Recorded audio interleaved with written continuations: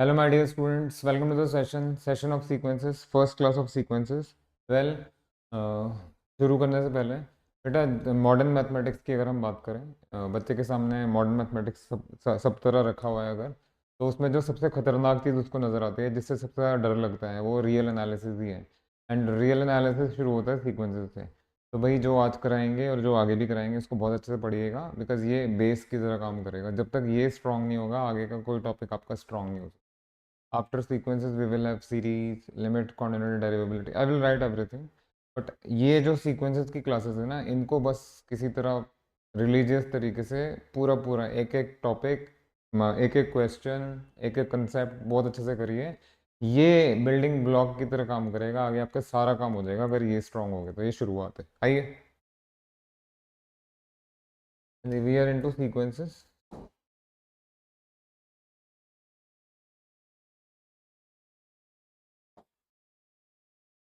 तो real analysis,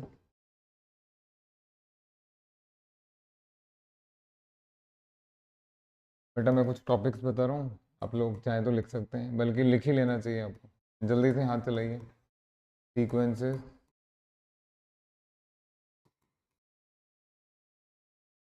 infinite series, limit, continuity साथ में लिखा है क्योंकि साथ में ही लिखना पड़ेगा इसको। Number 4, derivability. Then comes number 5,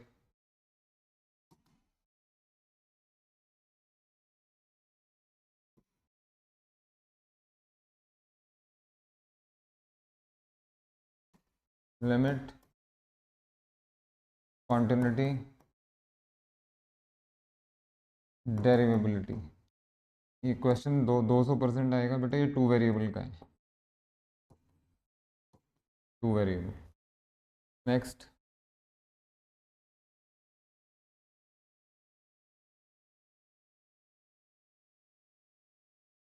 next,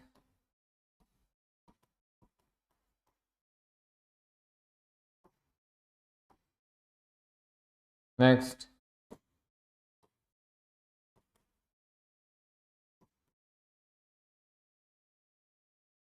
next, and बाकी चीज़ें चलती रहेंगी। देखिए भाई, ये आपका रियल एनालिसिस है जो आपको कवर करना है। स्पेसिफिकली अगर आप आईआईटी जैम का काम कर रहे हैं, आईआईटी जैम का स्पेसिफिकली उसके लिए बताया जा रहा है। ज़रा ध्यान दीजिए, जो बच्चे आईआईटी जैम के लिए कर रहे हैं सिर्फ, भाई देखो ये यहाँ तक आपको आईआईटी जैम मैथ्स वालों को भी करना है और स्टैट्स वालों को भी करना है। तो ये एमएस के लिए तो यही है। बट अगर आप मैथ्स के लिए भी आ रहे हैं, आईआईटी जैम मैथ्स के लिए, तो बेटा ये पहले 5 टॉपिक्स है, ये रीमान ऐड हो जाएगा।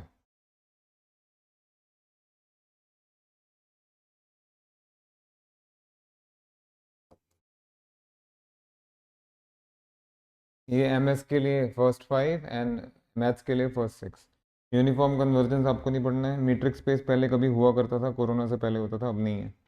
टोपोलॉजी मतलब ये सब चीज़ें रीमान, आफ्टर आफ्टर रीमान, ये फिर सीयूईटी या और बाकी जो एमएससी एंट्रेंसेस होते हैं, या नेट गेट, सीआईएफआर वगैरह, उन सब के लिए। ठीक है, पिक्चर क्लियर हो गया। तो जो आईआईटी जैम मैथ्स वाले हैं, जो आईआईटी जैम स्टैट्स वाले हैं, बेटा ये शुरू के ये टॉपिक्स तो आपके साथ में ही चलेंगे। मतलब ये समझ लीजिए 1 से 1.5 महीना आप लोगों को साथ में चलना है।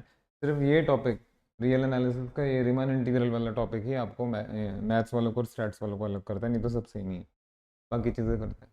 सो today we shall start with sequences, but before that, हाँ जी, एक कॉमन क्वेश्चन है, खूब पूछते हैं बच्चे कि हमें दिन में कितने घंटे पढ़ना चाहिए। देखिए, अगर आप अवेयरनेस के साथ पढ़ेंगे, क्लैरिटी के साथ पढ़ेंगे, तो 2 घंटे बहुत है, 2 से 3 घंटे, सच मानो मेरी बात, बहुत है।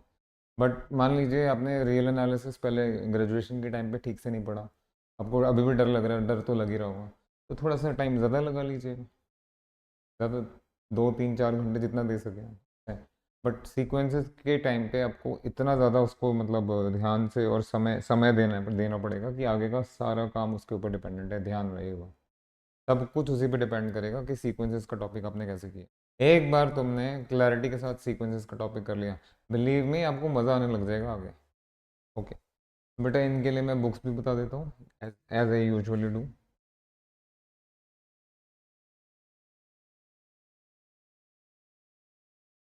हाँ जी, सबसे पहले Bartle and चर्बर्ट,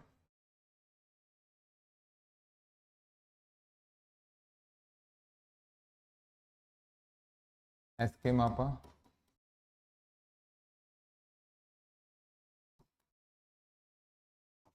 single and single,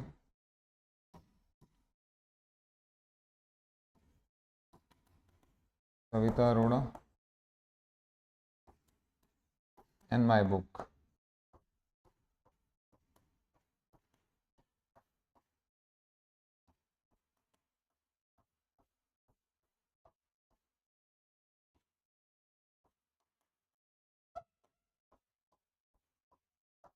yes, Bartle and Sherbert maximum universities की कोर्स बुक है, मैक्सिमम, चाहे नॉर्थ में चाहिए या साउथ में चाहिए, बार्टल एंड शर्बट रिकमेंड की जाती है, अच्छी बुक है। बार्टल एंड शर्बट अच्छी नहीं लगती तो एस के मापा ले लीजिए, एस के मापा में बार्टल एंड शर्बट के बहुत सारे अनसॉल्व क्वेश्चन सॉल्व मिल जाएंगे। नंबर टू, एस के मापा इंडियन ऑथर है, उसकी लैंग्वेज ऐसे लिखी गई है कि आपको समझ में आ जाए, अच्छे से लिखी गई है, और ये मैं काफ़ी दिनों से बच्चों को रिकमेंड भी कर रहा हूँ। आप लोग बुक कोई दोनों में से कोई एक बुक परचेज करके पढ़ना शुरू कर दो, no problem. Single and single husband wife है, इन्होंने मैथमेटिक्स की हर ब्रांच को छुआ है, मैथ स्टैट्स, बीट real analysis, modern algebra, linear algebra, सब कुछ, एवरीथिंग, कैलकुलस वैलकुलस, सब, प्रोबेबिलिटी की बुक भी लिखी हुई है। तो बेटा ये बहुत अच्छे से, मतलब अब दो लोग मिलके लिखते तो अच्छे से लिखेंगे। अलजेब्रा में भी अच्छी बुक्स हैं, एनालिसिस में भी अच्छी बुक्स हैं। कविता अरोड़ा रहने दो, मना कर रहा हूँ मैं। क्यों मना कर रहे हैं? ये अब के लिए नहीं है, ये पहले के लिए ठीक थी, अब काम ही नहीं आएगी। तो लिखा क्यों है? लिखा इसलिए कि आप ही में से कुछ महानुभाव सविता अरोड़ा के पीछे पड़े हुए। हो गया भाई, उसका टाइम पूरा हो गया, उसमें आपका फ़ायदा नहीं है, अब उससे काम भी नहीं होगा। मुझे बोलना नहीं चाहिए, बट कुछ क्वेश्चंस ठीक से नहीं दिए हुए, मत दो उसको, लो ही मत। मेरे को लिखना ही नहीं चाहिए था एक्चुअली किसी को, हम यहाँ बैठ के यहाँ खड़े होकर डिग्रेड करना ठीक नहीं, तो इसको तो रहने दीजिए, sorry. Sorry, Savita Arora is a nice book, but मैं I will not recommend. And number 5, real analysis for entrance exams by Vivekanand, ये जो पूरी लिस्ट थी इसमें सबसे नीचे मेरी बुक है। बेटा कोई ये नहीं करना कि शुरू में ये पढ़ना शुरू कर दिया आपने स्टार्टिंग में, ये this is not for beginners. पहले कुछ क्लासेस कीजिए, जैसे सीक्वेंसेस की 3 4 5 6 क्लासेस कीजिए, फिर आप पढ़ सकते हैं, बट बिगिनर्स के लिए नहीं है। जिसको रियल एनालिसिस पे कमांड है, और जो ये चाहता है कि मेरे एंट्रेंस एग्ज़ाम के क्वेश्चन निकलें, मैं नए नए क्वेश्चन कैसे करूँ, इसका मेथड सीख सीख पाऊँ, तो ये बुक उनके लिए, मतलब इसमें एग्ज़ाम के क्वेश्चन ही है खाली, सीक्वेंस, सीरीज, लिमिट, कॉन्स्टेंट, डेरिवेबिलिटी, और ऐसे सॉल्यूशंस हैं जैसे एग्जाम में डिस्क्रिप्टिव सॉल्यूशन, मतलब क्लास में बैठ के आपको समझाया जाता है वैसे सॉल्यूशन। ठीक है, तो this is the picture, this is the scenario, कुछ पूछना है तो पूछ लीजिए। आज हम सीक्वेंसेस के साथ शुरू करेंगे। Anything you want to ask, anything? एक भी क्लास अगर आपने छोड़ी, या एक भी क्लास आप बिना रिवीजन के आए, आपका टॉपिक वहीं डगमगाना शुरू हो गया, मतलब सफलता असफलता सब आप ही के हाथ में है भाई, मानो बात, सब गड़बड़ा जाएगा अगर आप पढ़ के नहीं आएंगे। हाँ जी, रेडी फॉर नेक्स्ट टॉपिक शुरू करें? हेलो, है कोई क्लास में? आइए, सीक्वेंसेस। हाँ जी,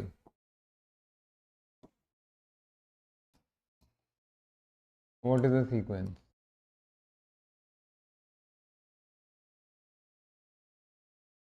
यस, मैं ज़्यादा टाइम नहीं ख़राब करूँगा। तो बेटा सीक्वेंस थोड़ा बहुत तो वो भी समझते हैं जिनको प्रॉपर डेफिनेशन नहीं आता है, समझते हैं कि सीक्वेंस क्या होगा, जैसे लाइन लगी हुई है, वो जो लाइन लगी हुई है उसमें देखना पड़ेगा कि क्या चीज़ की लाइन है। तो सीक्वेंस ऑफ नंबर्स है, सीक्वेंस ऑफ चेयर्स है, सीक्वेंस ऑफ ट्रीज है। मान लीजिए जंगल की तरफ पहुंच गए आप, और एक ही तरह के आपको ट्रीज नजर आ रहे हैं, तो आप कहेंगे ओहो what a sequence of trees, you will say this. तो सीक्वेंस ऑफ ह्यूमन बींग्स है, तो है क्या चीज़ का सीक्वेंस, या तो नंबर्स का ही पढ़ेंगे खैर। तो डेफिनेशन लिख लीजिए, व्हाट इज द सीक्वेंस। मैं दो डेफिनेशन बता रहा हूँ। पहला डेफिनेशन आप किसी के लिए भी बोल सकते हैं, किसी के सामने भी बोल सकते हैं। दूसरा आपको इंटरव्यू के टाइम पे बोलना है, समझना तो पड़ेगा ही खैर। तो लिखो बेटा first definition, a sequence is an infinite progression, a sequence is an infinite progression, a sequence is an infinite progression. Hello बेटा, आर यू लिसनिंग?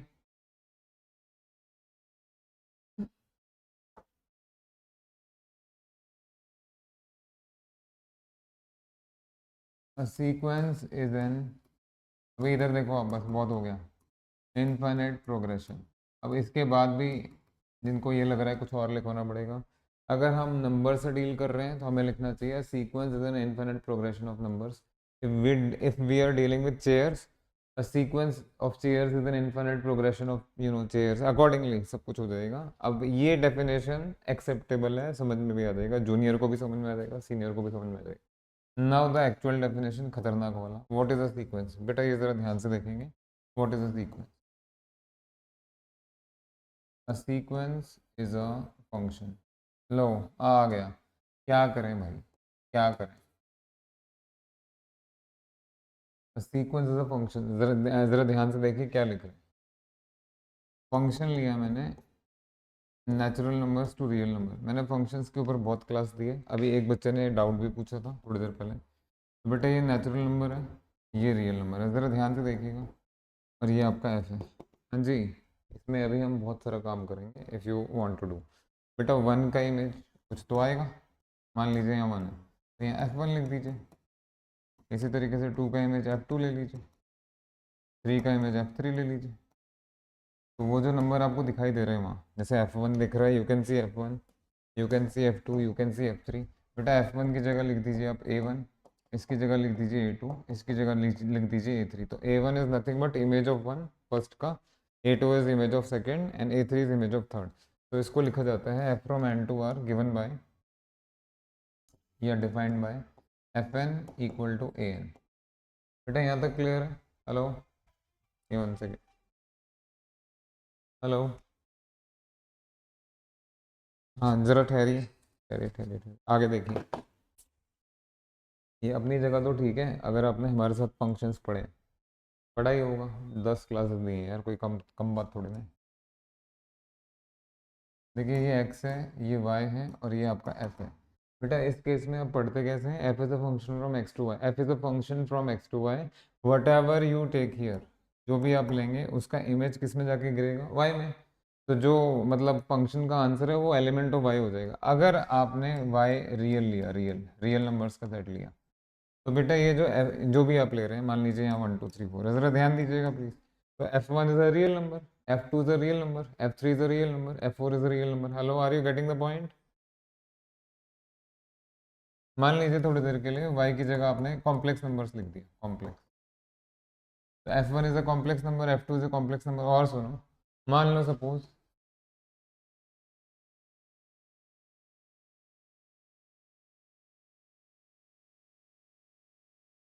हाँ जी क्या लिखा है ज़रा पढ़िए बताइए।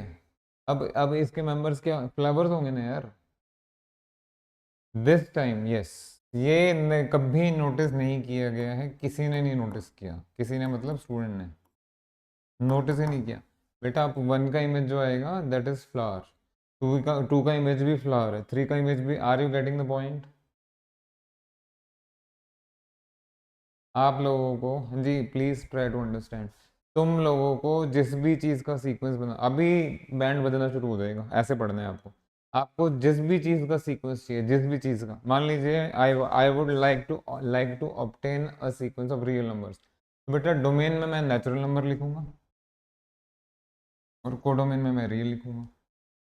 सपोज मुझे सीक्वेंस ऑफ फ्लावर्स चाहिए, तो डोमेन में एन ही रहेगा, लेकिन कोडोमेन में आपका कलेक्शन ऑफ फ्लावर्स हो जाएगा। और सुनो, और सुनो, have you ever heard about constant sequence? बोलिए बेटा, कांस्टेंट सीक्वेंस के बारे में सुना? अरे बोलो बेटा, कहाँ चुप चुप करे बैठे हो? सुना है या नहीं सुना है? ये लो, ये लो ध्यान से देखना, आज ही आंसू आ जाएंगे। This is your natural numbers. और जो कोडोमेन लिया है आपने, कोडोमेन, बेटा इसमें सिर्फ एक ही एलिमेंट डालिए, मतलब जो y है उसमें सिर्फ एक ही एलिमेंट लो। रो लो थोड़ा सा, अब आप बताओ, आप सब लोग ये ऐसे पढ़ेंगे तो थोड़ी ना जाएगा क्वेश्चन। अब आप बताइए, वन का इमेज, टू का इमेज, थ्री का इमेज, फोर का, सबका इमेज कहाँ जा रहा है, बोलो। तो कांस्टेंट सीक्वेंस ऐसे डिफाइन किए जाते हैं, आगे सुनिए, सुनना तो पड़ेगा, सुनने के लिए तो आए हैं। यहाँ नेचुरल नंबर लिया मैंने, और ये वाई सेट में मैंने वन टू लिया। वन टू का मतलब दो एलिमेंट्स। जी प्लीज, चलिए कमर कस के तैयार हो जाइए, वन टू थ्री फोर।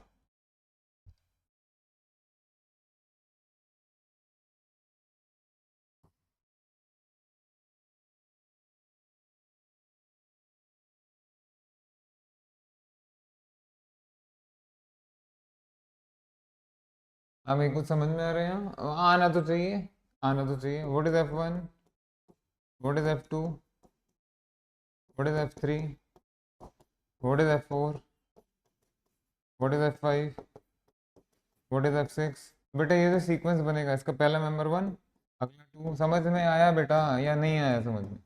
अरे बोलते काहे नहीं? तो ये सीक्वेंस ऐसे ऐसे डिफाइन होता है, वो देखा ही नहीं कभी। प्लीज इसको गलत ना लें, गलत ना लें आप लोग। बेटा खाली ये इतना नहीं है, अभी लिख लेना कोई बात नहीं। सिर्फ इतना नहीं है कि सीक्वेंस है इनफाइनाइट प्रोग्रेशन ऑफ जो भी है वट एवर नंबर्स। खुश हो गए बोल के? अरे अंदर तो आओ यार, ये दूसरे वाले में ये sequence is the function F from N to R. This is nonsense. Definition ठीक है बट फिर भी कह रहा हूँ नॉनसेंस। क्यों? यहाँ कोडोमेन आपने आर बना दिया, तो अब जो भी आंसर आएगा वो तो रियल नंबर होगा। तो आपको लिखना चाहिए अ रियल सीक्वेंस। बेटा बात समझ में आ रही है? हाँ बोल दीजिए, मना मत करिएगा। अ रियल सीक्वेंस, ठीक है? Hello, is that clear?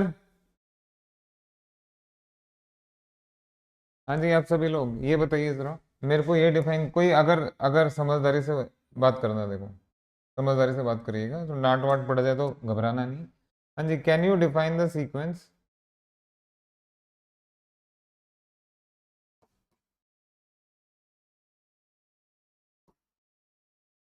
जैसे स्कूल में पढ़ा था आपने 1,2,3, फिर 1,2,3, फिर 1,2,3। बस ये बता दो, इस केस में डोमेन तो नेचुरल नंबर्स का ही रहेगा, लेकिन कोडोमेन में क्या है? कोडोमेन क्या लेना है? देखो दो लोगों की तो आवाज आ गई। अरे भाई लड़कों कहाँ हो? लड़कियों ने मिलकर लड़कों को बस दबा ही दिया। आपकी तो आवाज ही नहीं आ रही बॉयज की। हाँ thank you very much, I hope this is very very clear. तो कुछ तो आया ही होगा आपको समझ में कि अच्छा सीक्वेंस ऐसे देखा जाता है। बेटा क्लियर है यहाँ तक? आगे देखिए, देखते रहिए बस।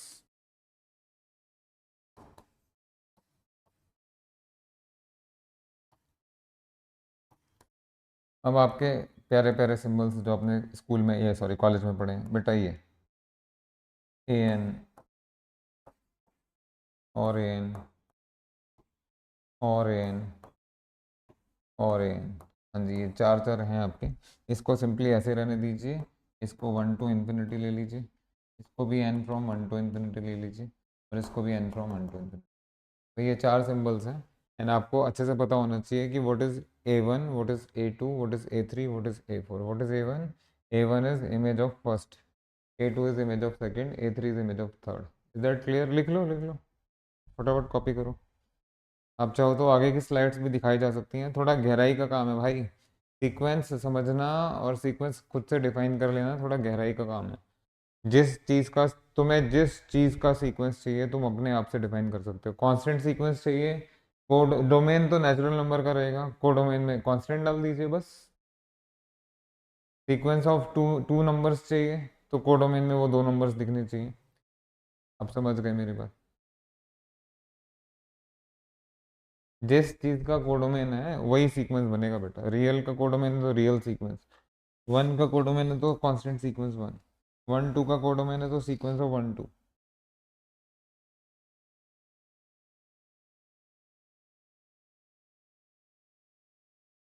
डन।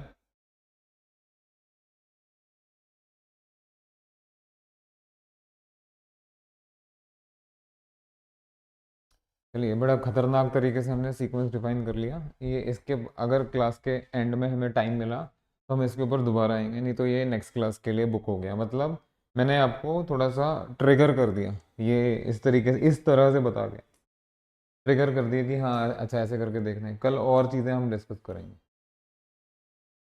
और इसी में और गहराई पे जाएंगे। आइए ज़रा बेटा, अब जबकि ये हो गया है खतरनाक तरीके से डिफाइन करने के बाद कि लौट के तो यहीं आए हैं हम, A n from 1 to ∞। Sequence तो ऐसे ही लिखा जाएगा, लिख लो भाई, कौन मना कर रहा है?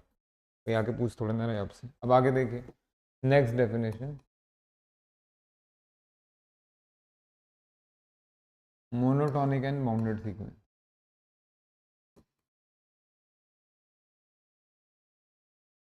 हाँ जी, मोनोटॉनिक क्या और बाउंडेड क्या है? ज़रा साथ साथ डेफिनेशन लिख ही लीजिए आप लोग। पहला definition, sequence A n is monotonic फटाफट हाथ चलाइए। टिफिन ओनली, यानी आपका हाथ मेरे से आगे चलना चाहिए। You should be one step ahead, इधर इंक्रीजिंग और डिक्रीजिंग। ये इंक्रीजिंग और डिक्रीजिंग क्या है? दिस इज टिफिन ओनली, इधर A1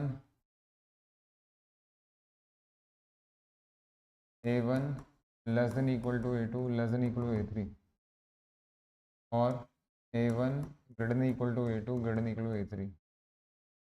हाँ जी, this is if and only if either an is less than equal to an plus 1, an is greater than equal to an plus 1, that is if and only if. ये कहाँ जाके रुकेगा बेटा? जहाँ रुकेगा ना उसके बाद भी नहीं रुकेगा, देखना तुम बस पेन चलाओ।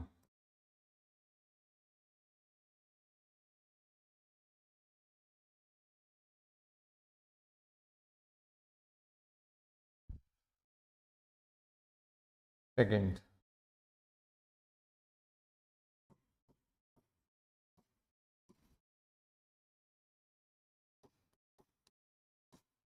बेटा कॉपी कर रहे हैं? Yes, are you writing?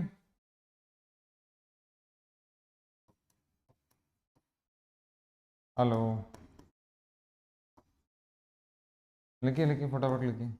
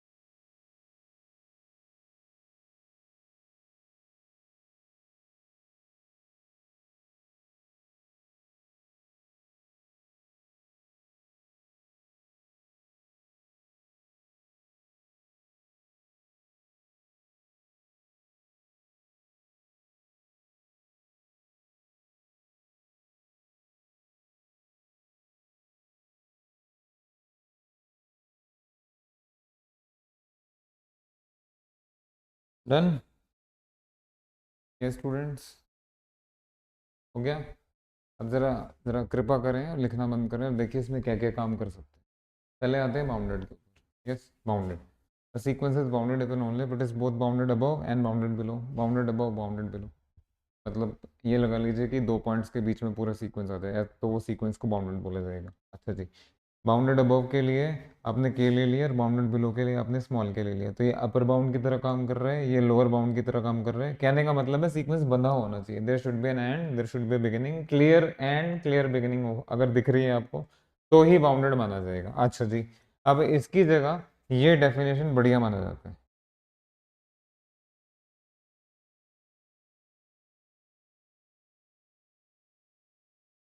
ये डेफिनेशन बढ़िया माना जाए, बुरा तो वो भी नहीं है और बुरा ये भी नहीं है। So there exists m positive such that mod n less than equal to m for all n। देखिए भाई, क्लियर कट आपका कलर में डिस्टिंक्शन दिख ही रहा होगा आपको कि वो किस कलर से लिखा है और ये किस कलर से लिखा है, तो मिक्सअप होने का तो क्वेश्चन नहीं है। अब बेटा जरा इधर आ जाओ। यहाँ अपर बाउंड और लोअर बाउंड साफ साफ आपको क्लियर दिख रहा था और पता लग रहा था कि बाउंडेड है, बट यहाँ तो अपर में ही काम हो रहा है, लोअर में तो कोई काम नहीं हो रहा। हाँ, होगा भी नहीं, होगा भी नहीं। क्यों? क्योंकि आप लोगों को मॉड्यूलस में इंटरेस्ट ही नहीं है। आपको मॉड्यूलस अलग से बताया गया था। This is very important. Modulus वाली क्लास याद करेंगे आप लोग? आप सब लोग मॉड्यूलस वाली क्लास याद करेंगे? यस, जल्दी से बताइए। क्या आपको ये नहीं बताया है mod A less than equal to K is same as A lying between minus K and plus K? Please answer करिए अगर पढ़ के आए तो। फिर क्या क्या प्रॉब्लम है? अगर आपने कह दिया mod N is less than equal to M for all N, तो बेटा ये ए एन कहाँ कहाँ लाई करेगा? ये लो, आ गया। ओहो, यहाँ तो सब फ्री में ही आ गया। इसके पास तो अपर बाउंड भी है, इसके पास तो लोअर बाउंड भी है, इसलिए इसको डेफिनेशन को थोड़ा फिर भी बेटर माना जाता है। वहाँ कहाँ दो दो में उलझोगे यार, ये ले लो ना, मॉड लो टर्म्स का और किसी चीज़ से लेस दिखा दीजिए, उसी से काम हो जाएगा। Is that clear? विजुअलाइज करना सीक्वेंस को कि बाउंडेड है या नहीं है बहुत आसान है। कई बार सीक्वेंस लोअर की तरफ से बाउंडेड होता है, अपर की तरफ से अनबाउंडेड होता है, या वाइस वर्सा, तो पता लग जाएगा आपको। बट ये याद रहे, ये याद रहे आप सबको, आप सबको ये याद रहे कि बाउंडेड तभी कहलाएगा जब ये आएगा। अबव भी आना चाहिए, बिलो भी आना चाहिए। मान लीजिए अबव, अबव है लेकिन बिलो नहीं, तो बाउंडेड नहीं कहलाएगा फिर। Is that clear? अब आगे आइए, अब इस पे बात करते हैं। A sequence N is monotonic. बेटा ज़रा देखना है, ये पहला टर्म है, ये सेकंड टर्म है, ये थर्ड टर्म है, ये फोर्थ टर्म है, ये फिफ्थ टर्म है। कब आप कहेंगे कि ये सीक्वेंस इंक्रीज कर रहे हैं? Common sense. एक minute, suppose we are in job, all of you, हम एक जॉब में हैं।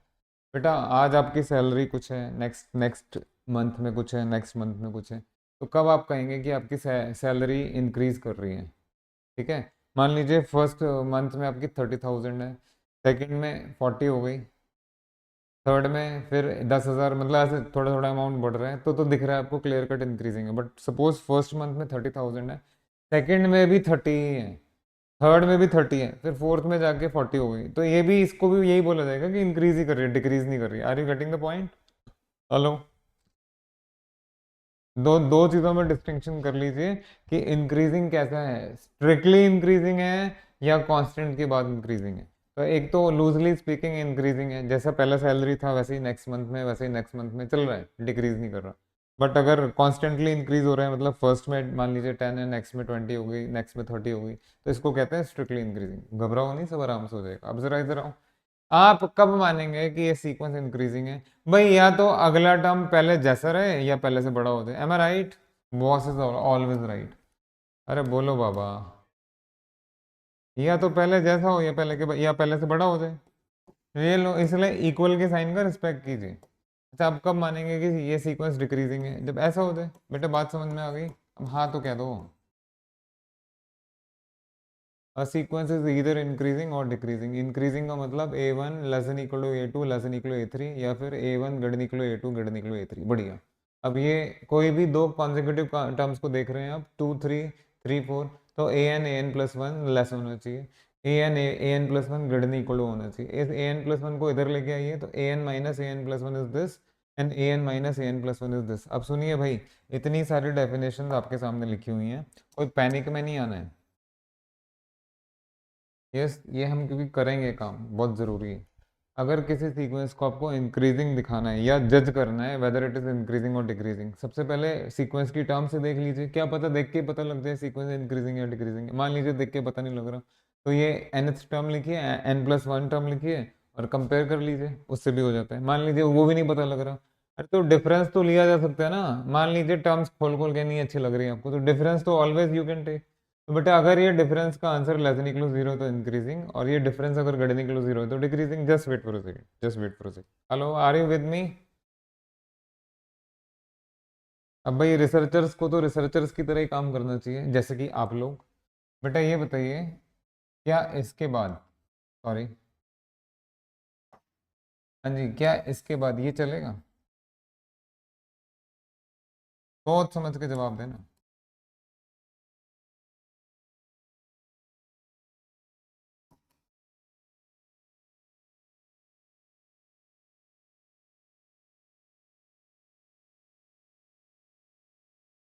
Think over it, you must think over it.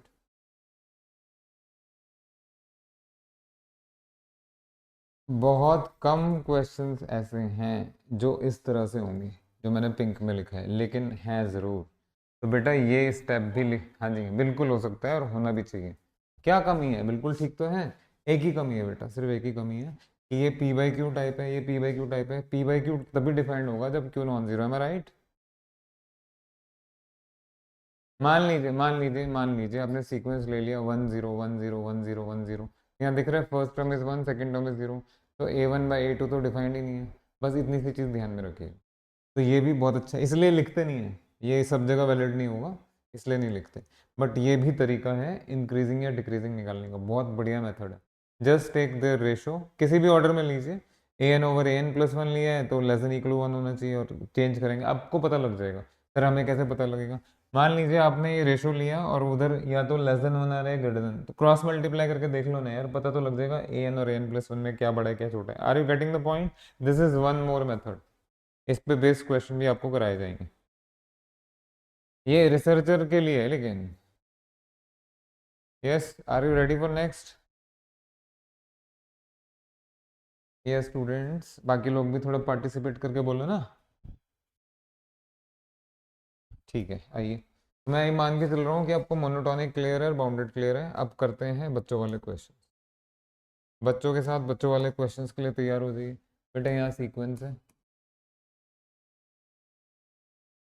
इधर आपको बताना है इंक्रीजिंग, डिक्रीजिंग, फिर मोनोटोनिक है या नहीं है, फिर आपको बताना है बाउंडेड अबव,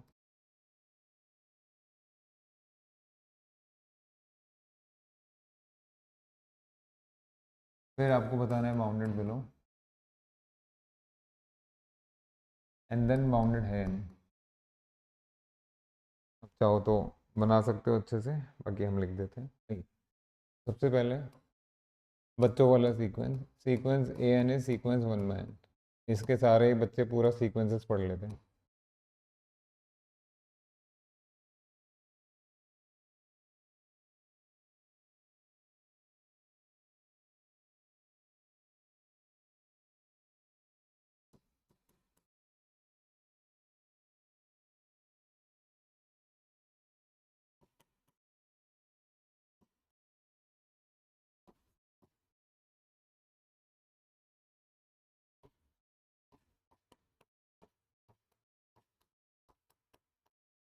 सीक्वेंस में एन हमेशा नेचुरल नंबर रहेगा,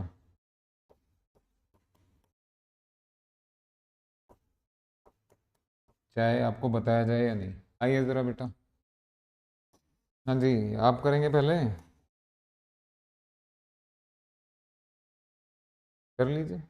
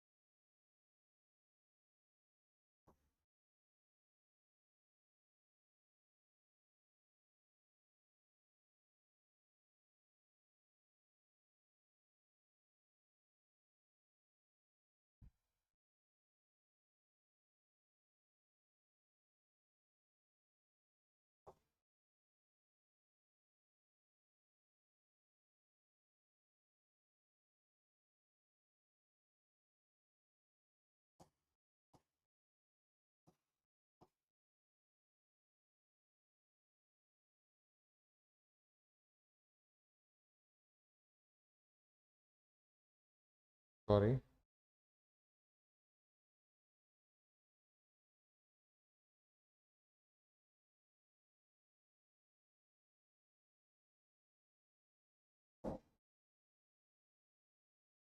आओ बेटा। हाँ जी, sequence one one by N, अगर सीक्वेंस 1/n का आप ओपन भी कर रहे हैं, बच्चों वाला सीक्वेंस है एकदम, first term is 1, then 1/2, then 1/3, then 1/4। Yes, ये सीक्वेंस इंक्रीज नहीं कर रहा है, डिक्रीज कर रहा है, मोनोटोनिक में काउंट होगा। क्या इस सीक्वेंस की सारी टर्म 0 1 के बीच में लाई कर रही हैं? यस, तो बाउंडेड भी आ जाएगी, दिख रहा है आपको, आराम से हो जाएगी। बेटा ऐसे ही n/n+1 पे आ जाओ, n/n+1। देखिए मैं ज़्यादा टाइम ख़राब करने के मूड में नहीं हूँ, मीटिंग एंड हो जाए तो दोबारा ज्वाइन कर लेना, घबराना मत। अब इधर आ जाओ, इस सीक्वेंस को बनाना है। First term half, second term 0.6, 2/3, then 3/4, then 4/5। साफ साफ दिख रहा है सीक्वेंस इंक्रीज कर रहा है बेटा, this is increasing not decreasing. हाँ जी, मोनोटोनिक में काउंट होगा। Bounded above, this is lying between 0 1 again, so this is bounded above, bounded below, bounded. Clear है यहाँ तक? Is it clear?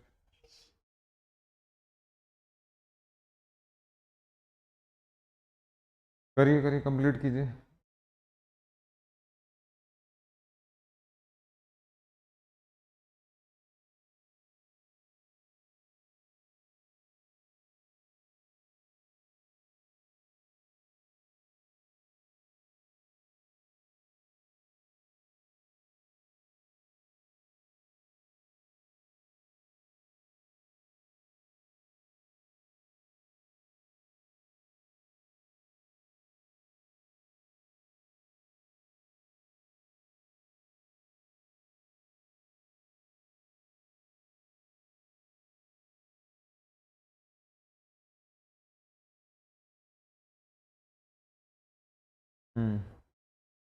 मीटिंग जैसे एंड हो जाए दोबारा ज्वाइन कर लीजिए।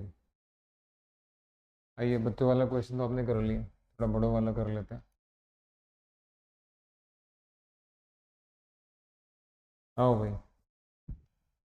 Yes, if you open 2 power n, 2 power n, sequence N is 2 power n, तो बेटा ये आपका 2 4 8 16।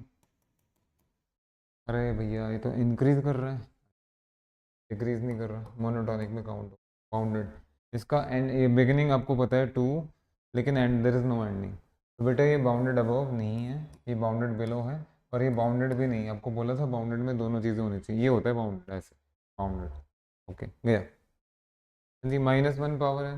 Hello, are you with me people? हाँ,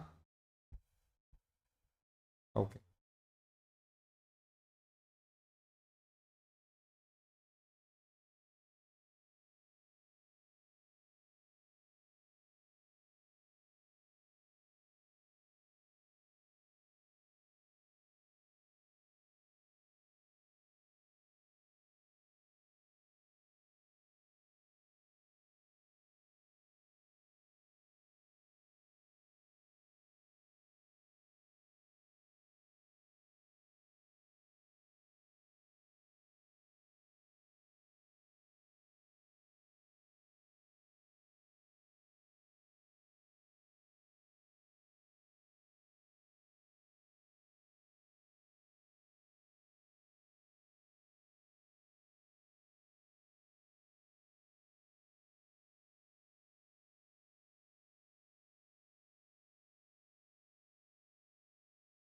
हेलो, हेलो, आ गए आप सब लोग?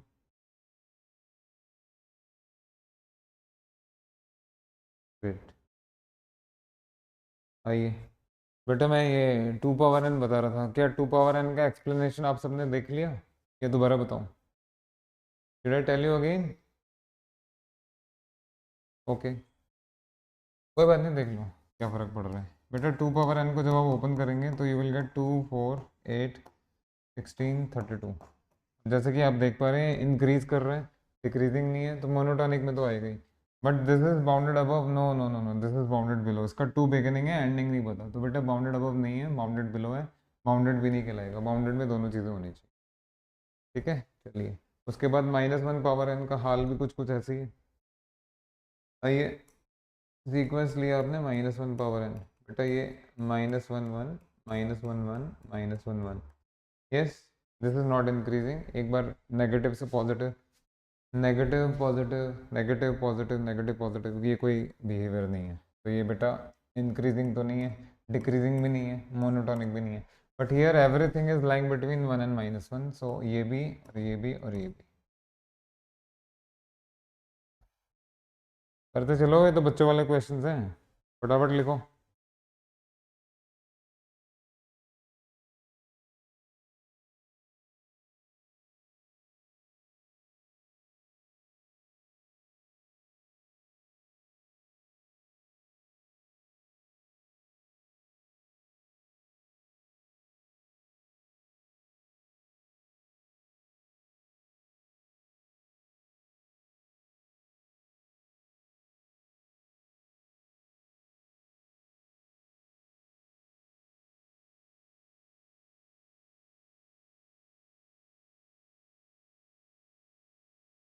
Done.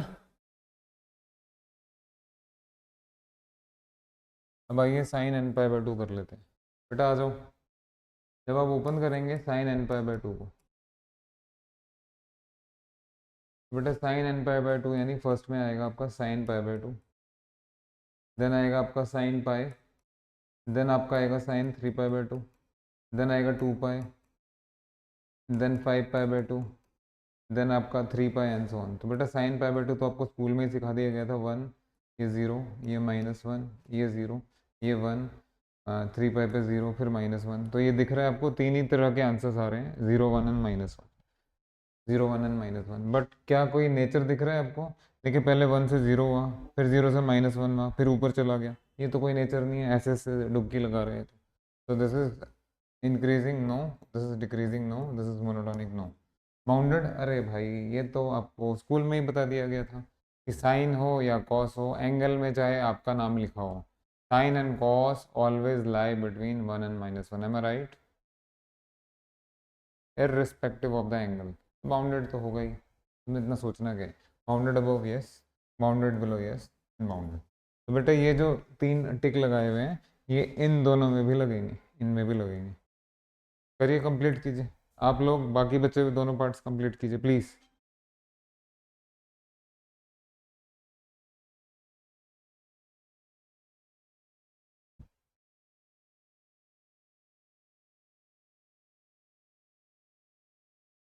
I am waiting.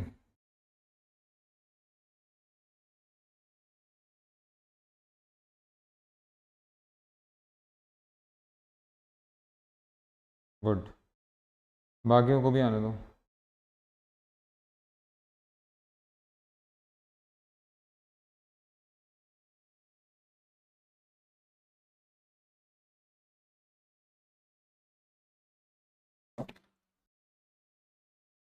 Last to में क्या लिखा बेटा आप लोगों ने? Last two, I am more interested in last two. देखिए sine N pi and cos N pi, this should be clear. ये यहाँ तो टिक ही लगना था, कुछ और होना नहीं था, क्योंकि बाउंडेड में तो आएगा ही आएगा दोनों। बट द थिंग इज, बताइए what is sine N pi अगर एन नेचुरल नंबर है तो, and what is cos N? भाई ये आपको पता होना चाहिए। Sine N pi is zero for all N belongs to natural number. Cos N pi yes. ओ हाँ जी, sine pi, two pi, three pi, four pi, sine any multiple of pi अगर नेचुरल है तो जीरो। इवन यहाँ minus भी चल जाएगा, because sine minus theta is minus sine theta. तो this is valid for all integers basically, ये सारे एन इंटीजर्स के लिए, ये भी एन इंटीजर्स के लिए। क्यों सर? कॉस का नेगेटिव तो कॉस ही होते हैं, इसलिए चिंता मत करो। तो cos N pi equal to minus one power N. बेटा ज़रा यहाँ पे इवन वाला बताइए, कॉस ज़ीरो, या फिर टू पाई, या फिर फोर पाई, या फिर सिक्स पाई। बेटा ये सब बनेगा आपका माइनस वन रेस्ट पावर में इवन नंबर, तो बेटा वो तो वन होता है। On the other hand cos pi, three pi, five pi, seven pi, ये सब बनेगा माइनस वन का पावर ऑड नंबर, तो वो माइनस वन होता है। शायद ये हमने जो आपको प्री एलिमिनरीज की क्लासेस दी गई थी उनमें बताया था, जो मैंने 10 क्लासेस दी हैं आपको शुरू में, उनमें बताया होगा, है ना? तो ज़रा इधर आ जाइए। हाँ जी आओ, साथ आओ। तो ये बताओ साइन एन पाई, साइन एन पाई तो कांस्टेंट सीक्वेंस जीरो बन गया बेटा, और कॉस एन पाई बन गया सीक्वेंस माइनस वन का पावर एन। बेटा constant sequence zero zero zero zero zero. Salary का एग्जांपल याद रखना, अगर नेक्स्ट मंथ भी सैलरी पिछले मंथ के जितना ही है तो वो डिक्रीजिंग में तो आएगा नहीं, इंक्रीजिंग ही मान लो, कुछ कम थोड़ी ना हो रहा है, चल रहा है। तो बेटा ये इंक्रीजिंग चलेगा, डिक्रीजिंग भी चलेगा, क्या बुरा है? मोनोटॉनिक तो है ही, एंड बाकी आपने देख ही लिया। हाँ जी, minus one power N, increasing no, decreasing no, monotonic no. Clear हो गया आपको? ये यू मस्ट बी मॉनिटरिंग, ये तीनों में मैंने टिक क्यों लगाए हैं? देखो भाई, ये इधर इक्वल का साइन है, या तो पहले जैसा हो या क्लियर कट इंक्रीजिंग दिखे आपको तो माना जाएगा मोनोटॉनिक, या फिर पहले जैसा हो या क्लियर कट डिक्रीज होता हुआ दिखे। अगर इक्वल भी है तो भी दोनों में काउंट हो जाएगा। क्लियर है?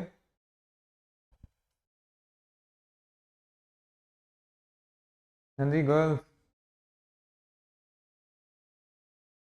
नहीं ठीक है। अब आपको थोड़ा इससे ज़्यादा बढ़िया चैलेंज वाले क्वेश्चंस कराए जा रहे हैं।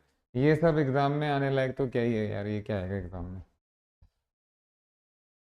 कभी कभी आ जाता है वैसे, कभी कभी आ जाता है। बेटा ये सीक्वेंस कैसा है?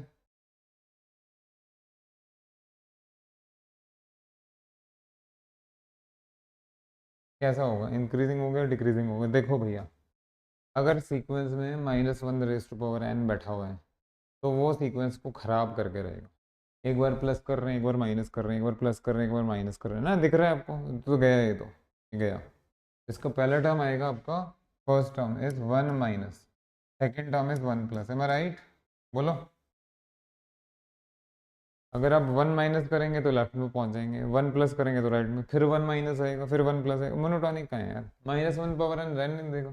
चलिए कोई बात नहीं, बाकी वैल्यूज निकाल निकाल के आप कर सकते हैं। अब आ रहे हैं हम एग्जाम क्वेश्चंस पे। आगे के 3 4 5 6 7 जो क्वेश्चन होंगे भैया, बस पूछो मत। आओ जरा, पहला एग्जाम का पहला प्रॉब्लम, दिस इज इम्पोर्टेंट।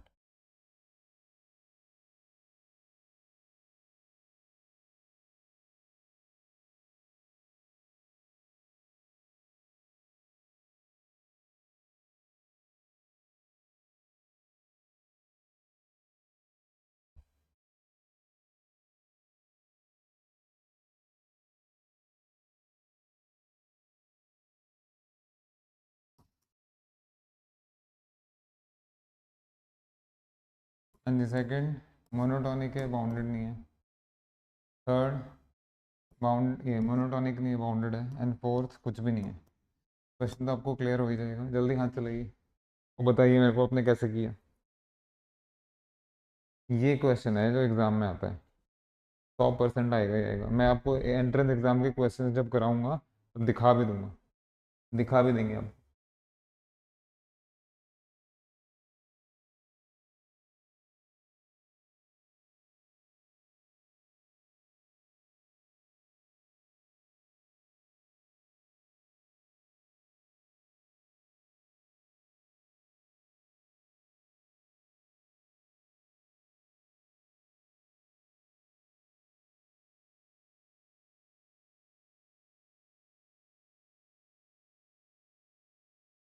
किसी का आंसर नहीं आ रहा है, please stop writing all of you. देखिए भाई, अब तक जितने क्वेश्चन आपने, हाँ हाँ आ रहे हैं, उसी पे आ रहे हैं। बेटा यहाँ आपने A1 दिया है, A2 दिया है, लेकिन वैल्यू नहीं दिया। ये I think this is the first sequence in which values are not given. तो चलना पड़ेगा आपको आगे। जरा ये गिवन है कि 0 < A1 < A2, वैल्यू नहीं पता। अच्छा ये बताइए A3 क्या है? A3 is 1/2 of A1 + A2। Now as you can see, आपने स्कूल में ही पढ़ लिया था बेटा, ये ए है, ये बी है, अगर सेगमेंट की तरह इसको ज्वाइन करेंगे तो इसका मिड पॉइंट कैसे लिखा जाता है? A + B/2, A + B/2। तो A + B/2 is nothing but the mid point of, ये दिख रहा है। और भी चीज़ें करेंगे अभी हम, लेकिन ये बच्चों वाली अप्रोच हो गई। तो बेटा ये A3 किस किस का मिड पॉइंट है? ओहो, A3 becomes mid point of A1 and A2, segment A1 A2। तो भैया मिड पॉइंट तो मिड में ही लाई करेगा। अब जो ए बी का मिड पॉइंट है वो ए और बी के बीच में ही तो लाई करेगा।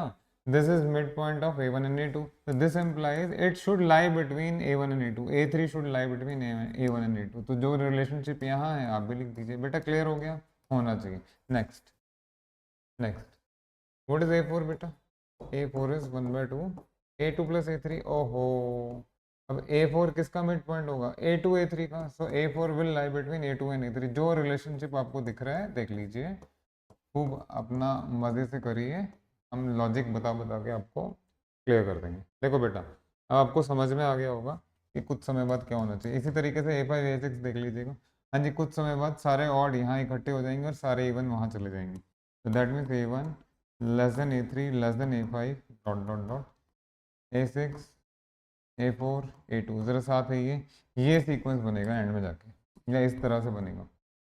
बेटा अगर इस तरह से बना तो ये तो आपको नज़र आ ही रहा होगा कि पूरा सीक्वेंस जो है, sorry, this whole sequence is bounded by A1 and A2। Bounded तो है, बाउंडेड तो है, बाउंडेड तो हो गया, बट मोनोटॉनिक नहीं है, because A1 is less than A2, A2 is bigger than A3, A3 is less then A4। Zigzag हो रहा है। A1 बड़ा, A1 छोटा है, A2 बड़ा है, फिर A3 छोटा है, A4 बड़ा है, जिगजैग चल रहा है यहाँ पे पूरा। तो there is no behaviour, increasing में नहीं है, डिक्रीजिंग में नहीं है।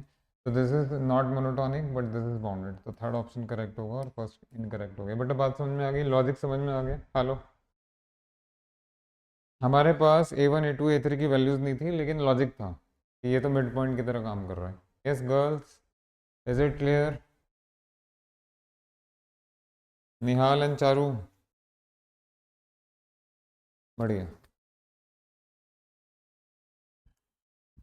बहुत बढ़िया।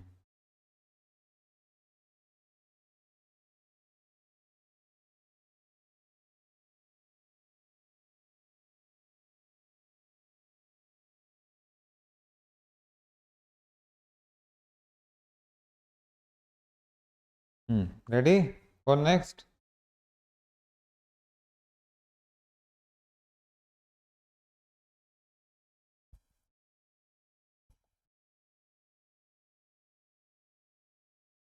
The first important question. Now comes second important question.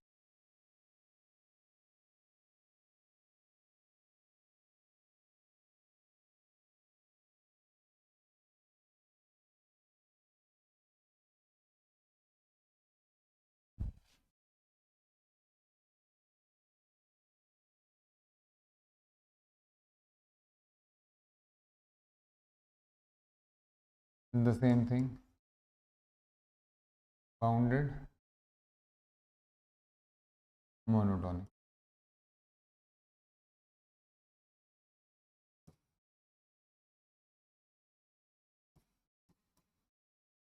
Please try, all of you. Try seriously.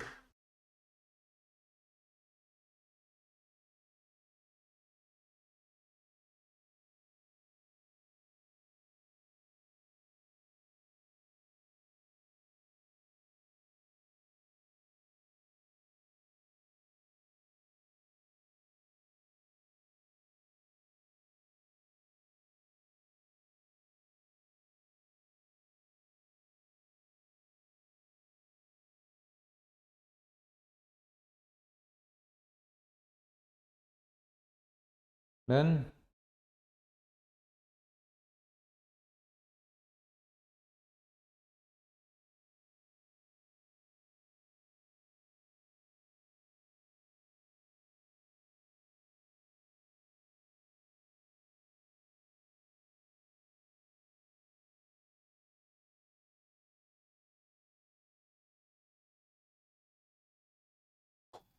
देखो भाई, all of you please stop writing. ये तो और कॉम्प्लिकेटेड आ गया, कुछ नहीं हो जाएगा। बेटा ये है गिवन आपका, 0 (A1 (A2)। और हमारा जो A3 है, आपने तो जाहिर सी बात है लिखा ही होगा, वो बन जाएगा √(A1 and A2)। अब यहाँ से कुछ कंपैरिजन सा नहीं लग रहा है, या पता नहीं लग रहा है, नेचुरली आपको नहीं पता लग रहा होगा, आते हैं भी आते हैं। तो in order to get A3 you have to get the √(A1 multiplied with A2)। यहीं से आपको हिंट हिंट मिला, क्योंकि भाई देखना तो पड़ेगा ना। तो A1 के साथ A2 मल्टीप्लाई हो रहा है। बेटा ज़रा ध्यान दीजिए। हाँ जी, आप सभी महानुभाव।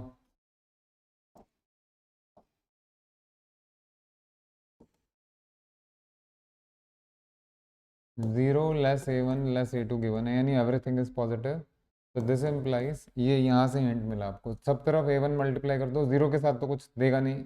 अगर A2 मल्टीप्लाई कर देंगे तो भी जीरो का कोई रोल नहीं है, तो multiply through out by A2। तो this implies A1 A2 is less than A2 A2। Inequality इसीलिए चेंज नहीं हुई because everything is positive, A1 A2 दोनों चीज़ें पॉजिटिव। तो बेटा ये मिला आपको, A1 A2 is less than A2 का square.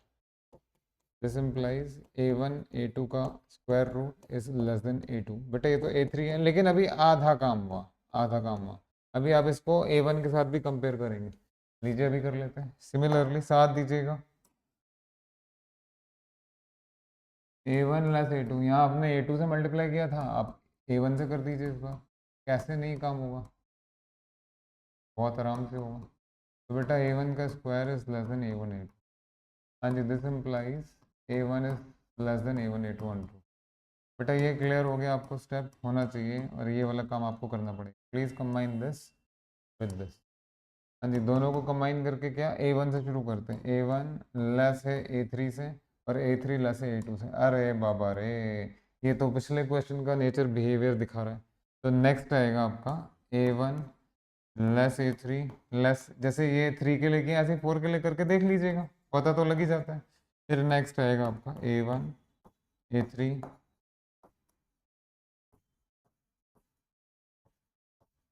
Hello, are you getting the point? सारे ऑड इधर आ जाएंगे और सारे इवन इधर चले जाएंगे। मैंने 3 के लिए जो काम किया है, आप घर जाके 4 के लिए 5 के लिए करके देखिएगा। हाँ जी, वही पुराना वाला हाल हो गया इसका भी, सीक्वेंस का भी। आओ बेटा, यहाँ एवरीथिंग यहाँ दिख रहा है आप लोगों को, you can see, sorry, here we can see in this sequence everything is lying between A1 and A2, A1 and A2, but monotonicity नहीं है, बाउंडेड तो है लेकिन मोनोटोनिक नहीं। बाकी सब कैन। Is it clear? पिछले क्वेश्चन की मतलब पिछले की तरह ही है। हाँ जी, इज इट क्लियर? ये लास्ट क्वेश्चन के मुकाबले थोड़ा सा चैलेंजिंग था। लास्ट वाला तो फिर भी मिड पॉइंट देख के खुशी खुशी आ गई मन में, बट यहाँ नहीं आ रही थी।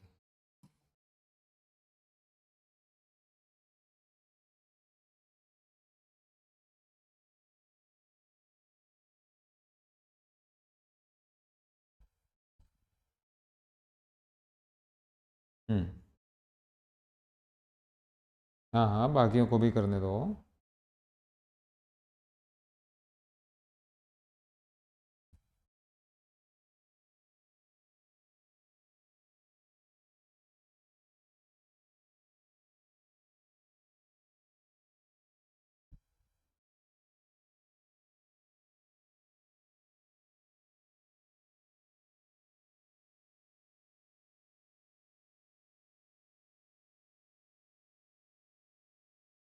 हम्म।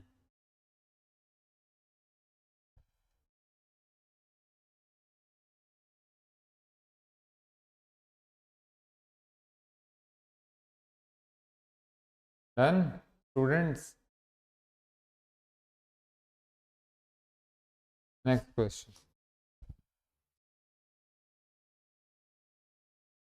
इसी लिस्ट में तीसरा इंपॉर्टेंट क्वेश्चन।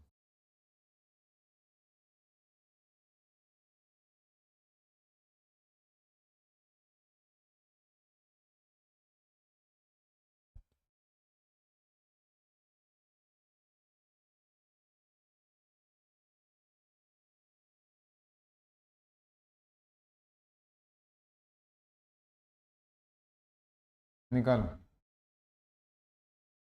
इसमें निकलेगा तेल।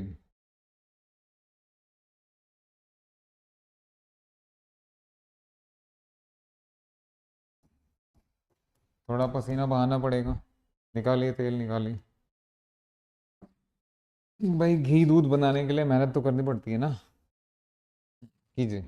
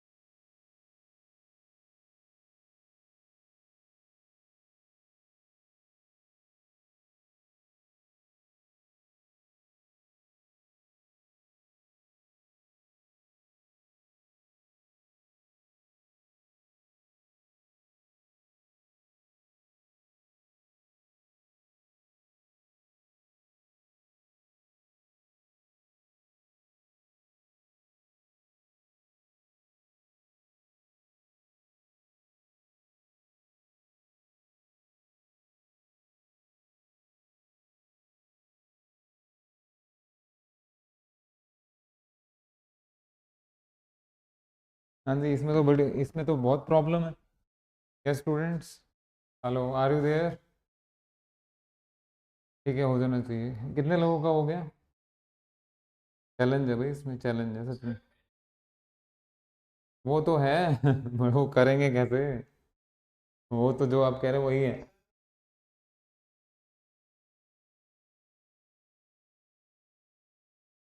उससे होगा क्या? देखिए ये तो दिख रहा है आपको कि ए एन प्लस 2 को डिवाइड करके आप ये बना देंगे, तो ये तो दिख रहा है। बट इससे लेस ग्रेटर नहीं आ पाएगा, या आराम से नहीं आ पाएगा। आइए ज़रा काम करते हैं इसके ऊपर। ठीक।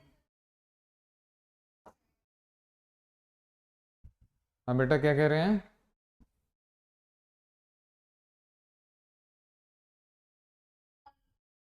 हाँ जी, हाँ जी, बिल्कुल बिल्कुल बिल्कुल बिल्कुल। Done done done. बिल्कुल ठीक बात है, बिल्कुल ठीक बात है। जैसे कि आपको दिख रहा है कि इस तरह से ए थ्री आ जाएगा 1/A1 + 1/A2। अब भाई यहाँ रेसिप्रोकल है तो वही वाला काम करो जैसे पहले किया था, रेसिप्रोकल से सहारा लेना है। A1 > A2 साथ साथ दीजिएगा, दिस इम्प्लाइज 1/A1 > पहले 1/A1 ऐड करेंगे दोनों तरफ। 1/A1 + 1/A1 फिर रेसिप्रोकल कर दीजिए, 2/A1 दिख रहा है तो दिस विल बिकम A1/2। मैंने एक बार में ही कर दिया, इतने कोई आप बच्चे तो हैं नहीं कि समझ में नहीं आएगा। तो दिस इम्प्लाइज मेरे बेटा ये A1 <2 divided by 1/A1 + 1/A2। हाँ जी, this is A3, this is A3 है ना, दिस इज A3। तो दिस इम्प्लाइज A1 > A3। बस एक रिलेशनशिप और ले आते हैं। सिमिलरली A1 < A2 मेरे बेटा, this implies 1/A1 > 1/A2। Last time हमने A1 का रेसिप्रोकल ऐड किया था, इस बार आप A2 का रेसिप्रोकल ऐड कीजिए।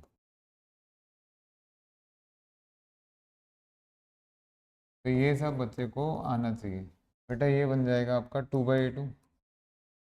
अब इस पूरे का रेसिप्रोकल कर दीजिए, तो दिस इम्प्लाइज 1/1/A1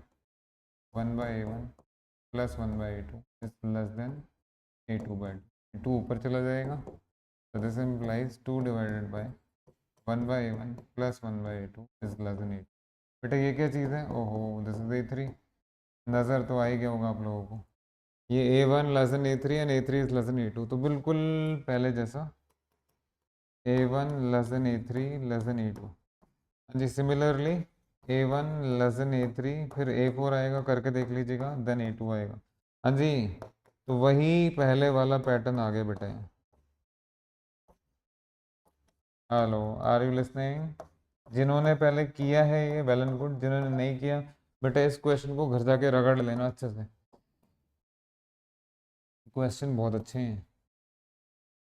हाँ जी, this time as well everything is lying between A1 and A2, तो बाउंडेड है लेकिन मोनोटोनिक नहीं है।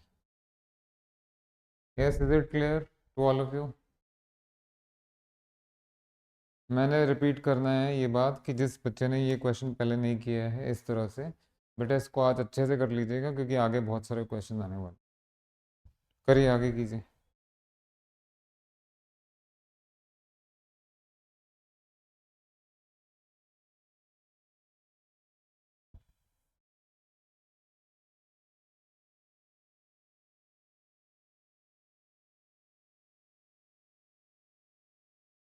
यस निहाल, रोहन, दीपांशु, चारू, क्लियर है? ग्रेट। प्रैक्टिस करके आना इसकी। नेक्स्ट। देखो देखो,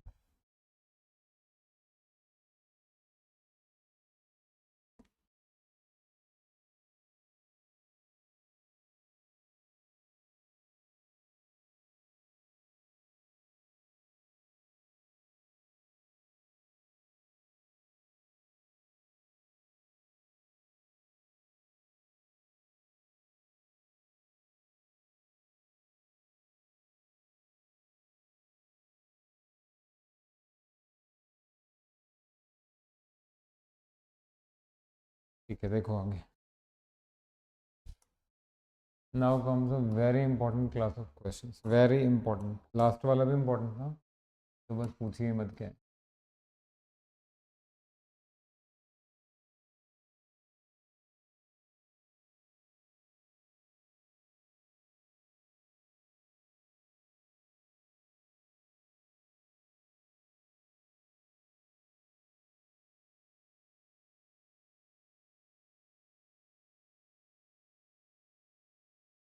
बाउंडेड बाउंडेड छोड़ो, अब इसका नेचर करेंगे।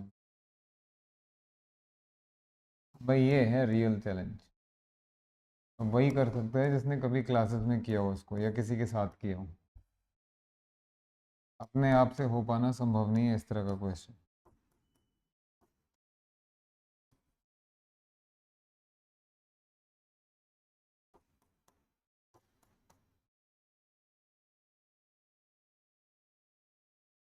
करे।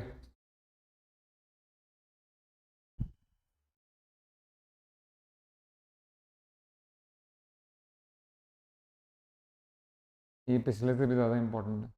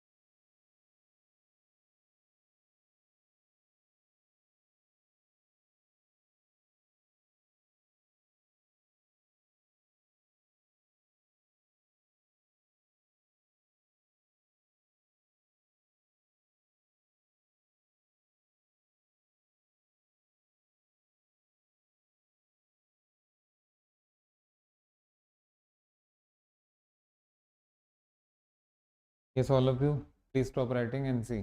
देखिए ये हम ए एम जी एम में काम कर रहे हैं। This is A M arithmetic mean, this is geometric mean. Actual में लास्ट क्वेश्चंस भी ऐसे ही थे, लेकिन लास्ट क्वेश्चन में एक सिंगल सीक्वेंस ही था। तो दिस इज अर्थमेटिक मीन, दिख रहा है आपको। This is geometric mean and this is harmonic mean. उस पर तो काम कर लिया आपने सिंगल सीक्वेंस के थ्रू। डबल में फंसते ही हैं जैसे आप लोग फंस गए हैं। बेटा अभी 3 क्वेश्चंस आपको बताए जाएंगे, उसमें से 3 मतलब ये जिसमें डबली डिफाइंड सीक्वेंस आपको मिलेगा, या A N in terms of B N है, या B N in terms of A N है। आप 1 2 3 करके भी कुछ नहीं कर सकते। जैसे जैसे जैसे बेटा इस सीक्वेंस में और इस सीक्वेंस में आपने 1 2 3 करके निकाल लिया था, वैल्यूज डाल के 1 2 3 निकाल लिया था, नेचर पता लग गया था। बट वो वाला काम आप इधर नहीं कर सकते। Some of you must be doing 1 2 3, but that is not working. Am I right? Am I right? तो ज़रा ध्यान से देखिए, मतलब इसके चांसेस बहुत ज़्यादा हैं पिछले वाले से। पिछला तो था ही क्लासिक, ये उसका भी बाप है। ज़रा आ जाओ। ये A M G M problem की कैटेगरी में स्टैंड करेगा। अभी ए एम एच एम भी आएगा, जी एम एच एम भी आएगा, सब कुछ आएगा। पहले ये करा देते हैं आपको, and then we will talk in general कि कैसे करना है आप। देखिए भाई, ये 2 स्टेप में काम होएगा। सबसे पहले स्टेप नंबर 1 में वो क्लासेस जो आपको अब तक दी गई हैं, जिसमें A M G M H M function supremum infimum ये वो सब कुछ कराएगा, वो काम आएगा। देखिए पहले स्टेप, स्टेप नंबर 1 या note number 1, and we know that A M is greater equal to G M. तो दिस इम्प्लाइज ये ए एम है और ये जी एम है। तो A N plus B N by two, this will be greater equal to A N B N. इससे क्या मिलेगा, देखते जाओ क्या मिलेगा। तो दिस इम्प्लाइज, ध्यान से देखिएगा बेटा, ये बी एन प्लस वन है और ये ए एन प्लस वन है, और ये सारे एन के लिए वैलिड है। लेकिन अगर एन नेचुरल नंबर है मेरे बेटा, तो एन, अब तो मैं हर चीज़ बता रहा हूँ। इसमें जब एन को 1 डालेंगे आप यहाँ, तो ये बी टू है और ये ए टू है। जब एन को 2 डालेंगे, this is B three A three. Where is B one and A one? ये इधर इधर इधर इधर।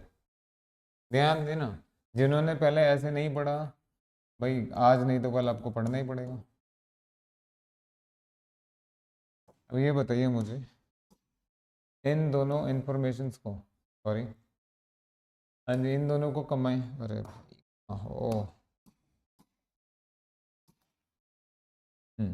इन दोनों इंफॉर्मेशंस को कंबाइन करके क्या कह सकते हैं? ये जो रिलेशन है, this is true for all N, hello, अरे बोलो कुछ,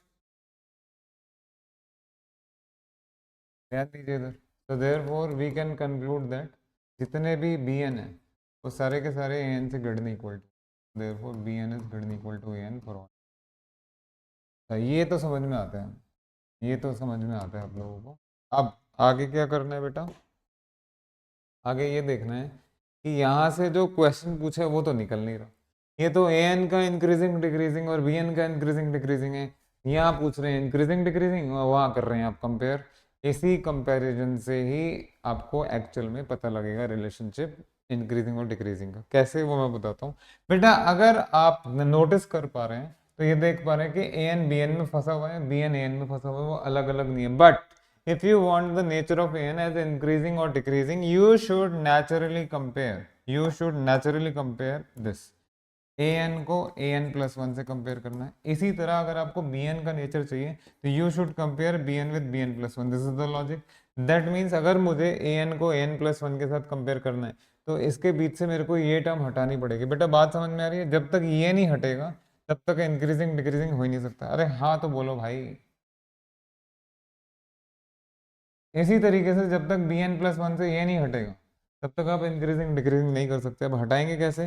इरेजर लेके इरेज तो कर नहीं देंगे, तो उसके लिए दूसरा नोट देखिए। आइए सेकेंड नोट, दूसरा नोट। बेटा ए एन प्लस वन है आपका अंडर रूट में A N into B N. मुझे नोइंगली अनोइंगली बी एन को हटानी है। बेटा ये दिख नहीं रहा आपको? B N greater than equal to A N है, so this is greater than equal to A N into A N. अरे बाबा रे, तो ए एन का स्क्वायर हो गया तो ये ए एन हो गया। तो this implies A N plus one is greater than equal to A N for all N. ये किसके लक्षण हैं? ये तो इंक्रीजिंग के लक्षण हैं। बेटा बात समझ में आ गई? Likewise similarly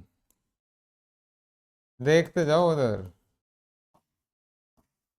what is B N plus one?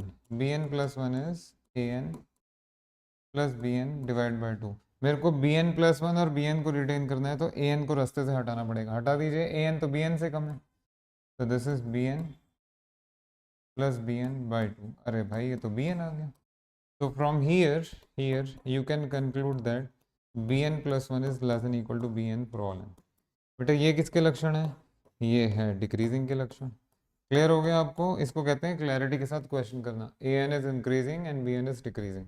Hello, is it clear? करिए, कॉपी कीजिए ढंग से। ये हैं क्लासिक प्रॉब्लम्स। बैंड बजा के रख देंगे। मीटिंग एंड हो जाए दोबारा आ जाना। आज आते ही रहूँ, रात तक आते रहूँ आज, क्योंकि दो तीन क्वेश्चन ऐसे कराने ही है मुझे।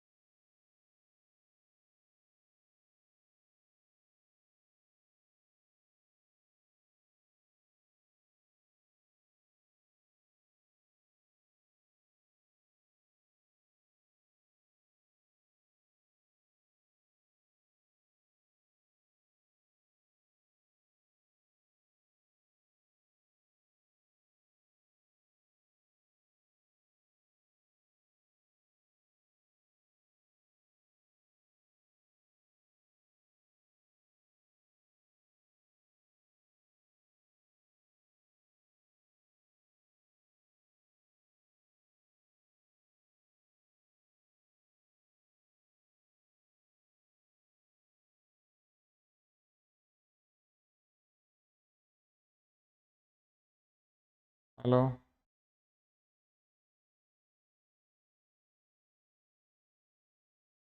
Yes Neha, sorry, Nihal and Charu. Yes done. बेटा ये कैटेगरी है आपकी ए एम जी एम की। अब अगला क्वेश्चन लिखिए, प्रॉब्लम टू।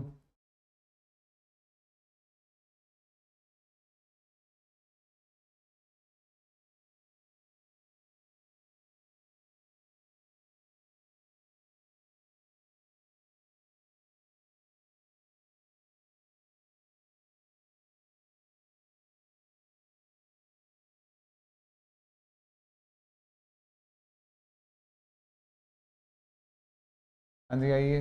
अब हो जाएगा, देखिए अब हो जाएगा। क्या आपको पता करना है? आपको ये देखना है कि which one is increasing, which one is decreasing and what. तो बेटा सबसे पहले इसको आप ऐसे लिख सकते हैं, थोड़ी देर पहले लिखवाया भी था। हाँ बोलो। Can we right.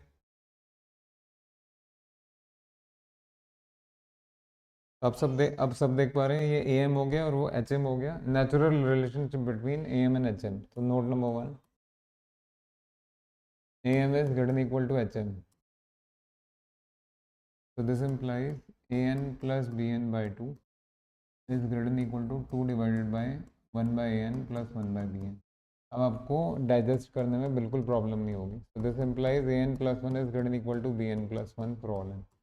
Also also जैसे मैंने अभी थोड़ी देर पहले आपको बताया बेटा, एन अगर नेचुरल है, एन आपका 1 2 3 हो जाएगा। तो जैसे ही आप एन को 1 डालेंगे तो ये तो A2 और B2 है, इसको 2 डालिए तो A3 B3। Where is A1 B1? ओहो, यहाँ यहाँ इधर भी ध्यान देना होता है, जिसकी तरफ आपने कभी आज तक ध्यान ही नहीं दिया। Also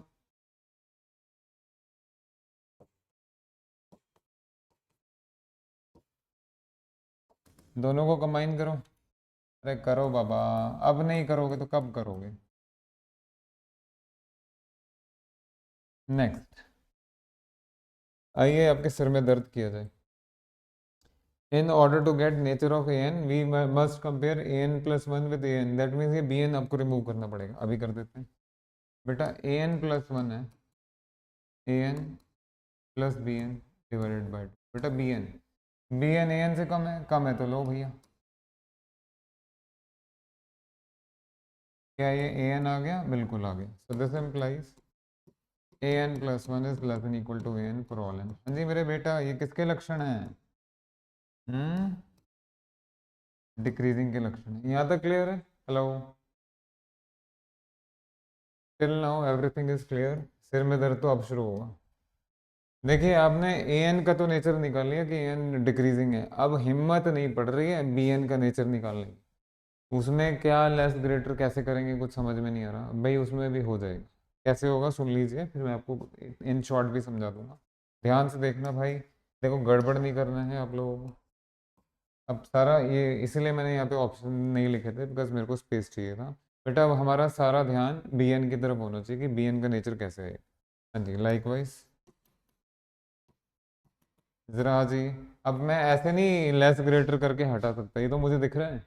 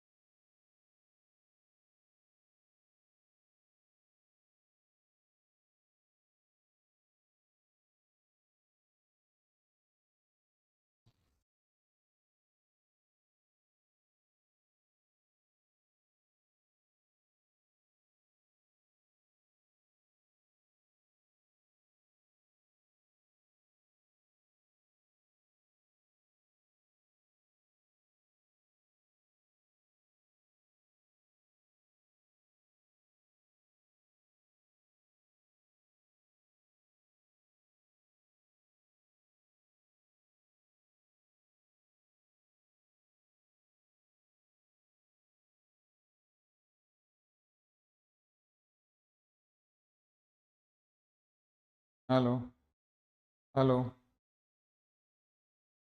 great. बस ऐसे ही सीरियस होके पूरे 6 महीने तक क्लास करते रहिए, आपका सारा काम बन जाएगा। मैंने आप लोगों को कमिटमेंट तो दे ही दिया है। आओ बेटा। हाँ जी, ये यहाँ तक आपको क्लियर हो गया था आप लोगों को जाने से पहले? यहाँ तक हो गया था, ये छूट गया था? ए एन हो गया था। अब आते हैं बी एन पे। बेटा बी एन का नेचर निकालने के लिए, yes Rohan, Deepanshu, Charu and Nihal, are you there? Charu and Nihal, okay. बेटा बी एन के नेचर के लिए आपको बी एन प्लस वन चाहिए और बी एन चाहिए। बट आपको भी दिख रहा है, मुझे भी दिख रहा है कि जितनी आसानी से इधर से हट गया था उतनी आसानी से यहाँ से नहीं हटेगा। क्या करेंगे? आइए ज़रा, चैलेंजेस, स्वीट चैलेंजेस। हाँ जी, अब इसी को पकड़ो पहले तुम। A N is less than equal to, sorry, greater than equal to B N. Reciprocal में डील कीजिएगा, मेरे पास बहुत स्पेस है, मैं ऐसे जाके ऐसे जाऊंगा, आप वन बाय वन लिखिएगा बाद में। तो दिस इम्प्लाइज मेरे बेटा 1/an is less than equal to 1/bn। कुछ देर पहले की बात है, 1/a 1/b में 1/a1 और 1/a1 आया था, 1/a2 आया था, फिर आपने एक बार 1/a1 ऐड किया था बोथ साइड्स, और 1/a2 किया था फिर बाद में बोथ साइड्स। अब यहाँ क्या ऐड करना है बेटा? देखिए, आप ए एन भी ऐड कर सकते हैं रेसिप्रोकल में, बी एन भी कर सकते हैं, because we are going to deal with B N.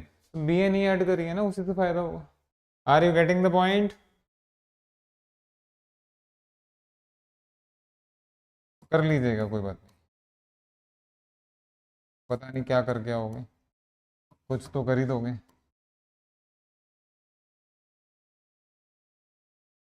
हाँ जी, this is well,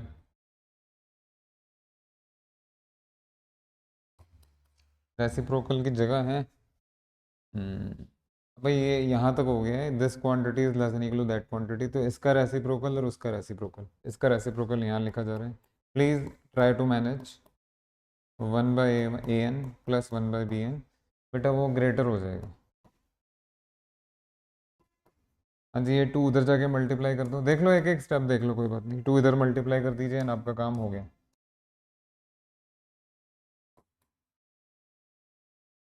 greater than equal to bn।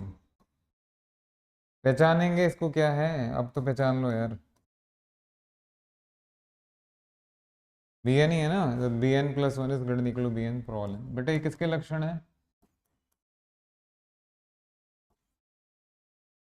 तो yes, thank you very much. अभी अच्छे से देख लीजिएगा, मैं सामने से हट जाता हूँ। ये आपका डिक्रीजिंग आ रहा है और ये आपका इंक्रीजिंग आ रहा है। पहले एक बार देख लीजिए, बी एन वाला पार्ट देख लीजिए क्या किया। इतनी आराम से नहीं कंपेयर कर सकते जैसे अब तक करते आ रहे थे, यहाँ लेस ग्रेटर आराम से नहीं होगा, यहाँ तो सारा लेके करना पड़ेगा।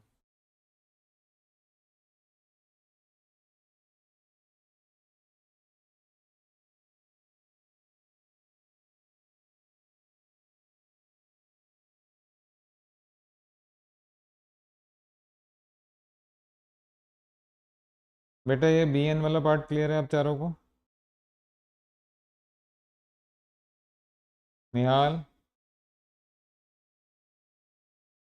दीपांशु, रोहन,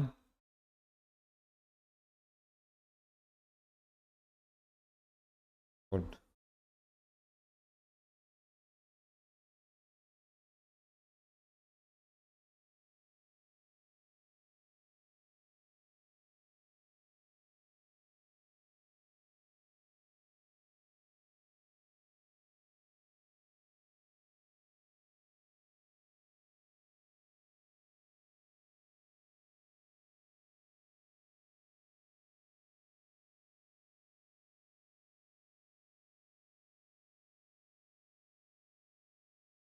आई एम वेटिंग।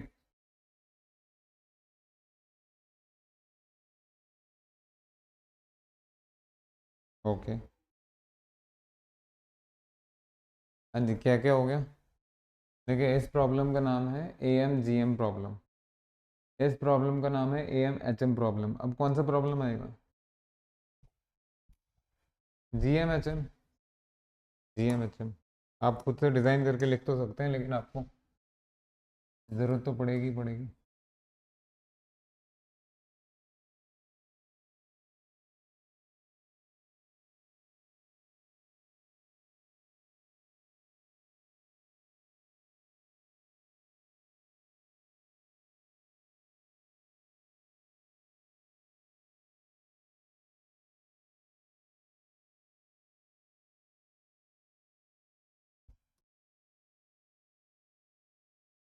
हाँ जी, आइए, अब इनका नेचर निकालना है।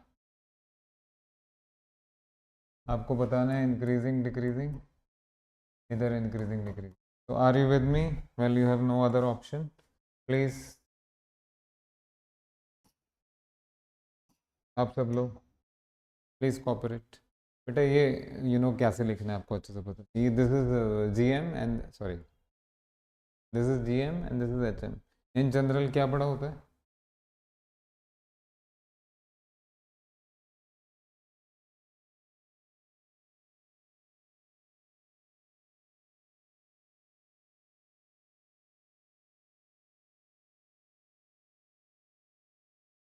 and this implies this is bn plus 1 which is greater than equal to an plus 1. Also जैसे कि आप नोटिस कर पा रहे हैं, फटाफट बोलो क्या मिलेगा दोनों से, इन दोनों को कंबाइन करके क्या मिलेगा बेटा, आंसर दीजिए।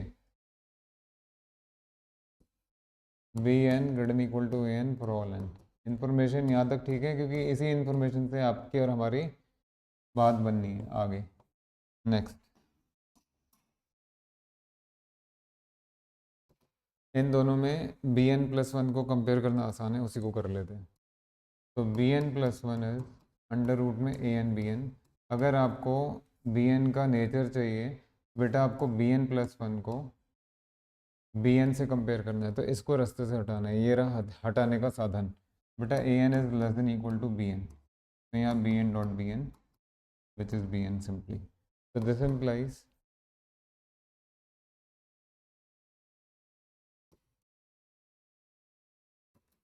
हाँ जी, किसके लक्षण है, डिक्रीजिंग के। B N is decreasing. बेटा आप साथ साथ कॉपी कर रहे हैं, हेलो,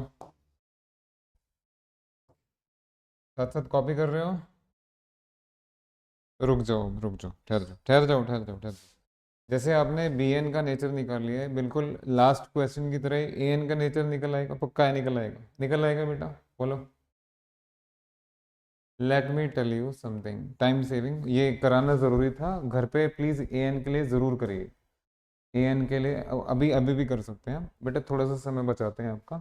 देखिए जब कभी भी A M G M problem, G M H M problem या A M H M problem आती है, जो भी आता है आपका, तो भाई एक चीज़ याद रखो, दोनों में से किसी एक का नेचर निकाल लो, दूसरे का ऑपोजिट ही होगा। हैं, हाँ सही कह रहा हूँ मैं, अगर एक इंक्रीजिंग है दूसरा डिक्रीजिंग होगा, आपका टाइम बच जाएगा भाई। ऐसा ही हो रहा है, ऐसे ही हो रहा है। देखिए पहले ध्यान दीजिए, ये this was the first question, you can सी आपका ए एन इंक्रीजिंग आ गया था, बी एन को डिक्रीज ही करना है भैया। सेकंड प्रॉब्लम में यही है, इन दोनों में से इसको कंपेयर करना आसान था, ये डिक्रीजिंग है और ये इंक्रीजिंग है, यू कैन सी हमने पहले ये किया था बाद में ये किया, पसीना निकल गया लेकिन हो गया। बेटा यहाँ भी यही है, बी एन कैसा है मेरे बेटा, डिक्रीजिंग, तो ए एन कैसा होना चाहिए। हेलो कोई है क्लास में, ए एन कैसा होना चाहिए। यस। अरे कहाँ चले गए भाई, नेट चला गया क्या, कोई भी नहीं दिख रहा है। Just wait, waiting.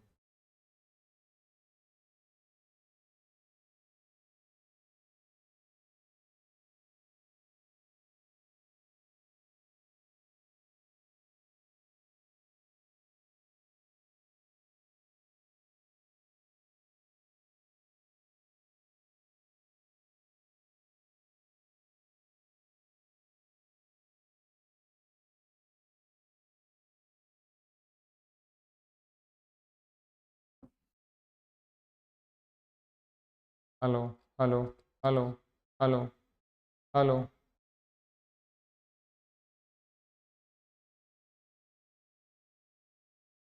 हाँ नेट चला गया था शायद, हाँ।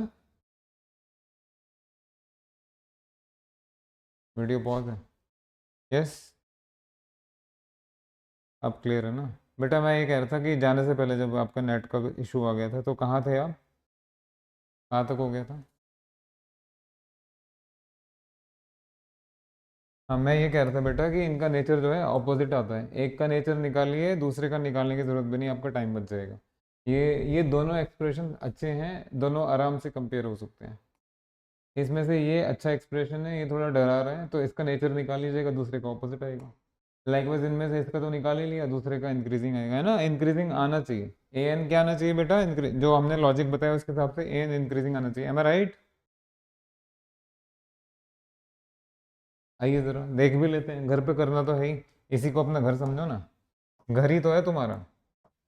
आ जाओ,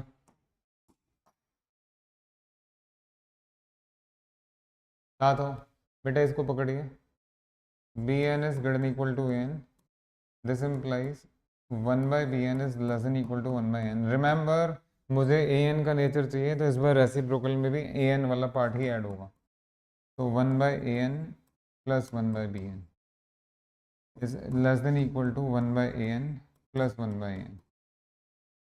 हाँ जी, this implies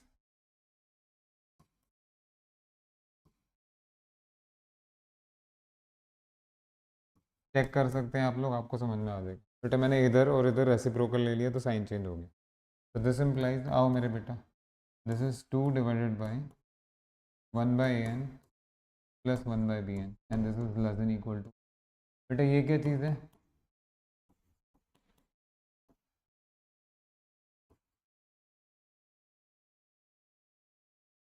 greater less greater, sorry sorry sorry, मैंने गड़बड़ की।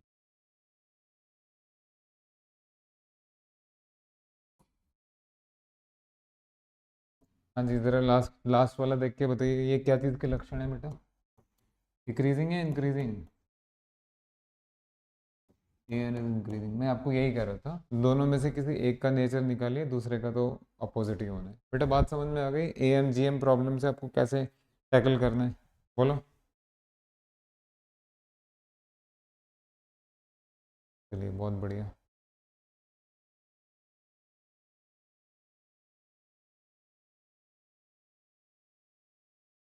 Deepanshu, Charu, Nihal, Rohan, is that clear everything?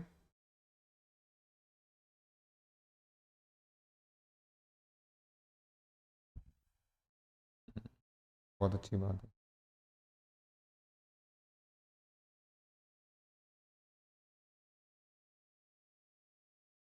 I think आज के लिए इतना सफिशिएंट रहेगा। जल्दी ही मिलते हैं नेक्स्ट क्लास में। अब बेटा जो भी क्लासेस होंगी अब थोड़ी लंबी क्लासेस ही होंगी, मतलब 2 पार्ट में या 3 पार्ट्स में आपको लगातार बैठना पड़ेगा, प्रिपेयर होके आइएगा। ठीक है? कोई कंसेप्ट अगर आपको नहीं समझ में आए तो पूछ सकते हो। अच्छा अभी मैं जस्ट आपसे सजेशन लेना चाह रहा हूँ, अभी मेरे पास टाइम अवेलेबिलिटी होगा तो मैं कर लूँगा उसको। बेटा एक तो आपका ये 12 बजे के करीब क्लास हो जाता है, फिर एक नाइट में भी हो सकता है। नाइट में लेकिन 11 से 12 होगा। बोलो। अगर आप पहले सो जाते हैं फिर तो नहीं हो पाएगा, अगर थोड़ा देर से सोते हैं तो बताइए। 11 to 12। आप 9 बजे सो जाते हैं? अच्छा अच्छा। यस दीपांशु।